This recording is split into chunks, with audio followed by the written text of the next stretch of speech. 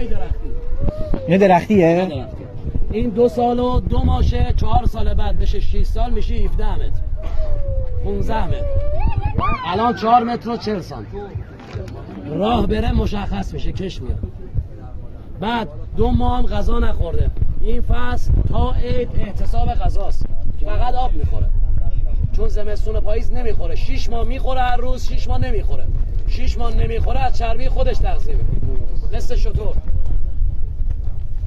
تهاجمیه؟ اینو ببینی بهش خوراک بدم هفته هر شب 10 تا مرغ میخوره، یعنی 3 روز بدم 10 تا 30 تا 20 تا بدم کمرش میشه. تهاجمیه آره؟ این بوهای آناکانداست، مال خود آفریقاست، نژادش هم داره کم میشه. دست نزنیم یه دفعه بلد نیستین هم ببین. دستو بگیره میپیچه میشکونه. این هم چند سالشه؟ این 9 ماه. 9 ماهش.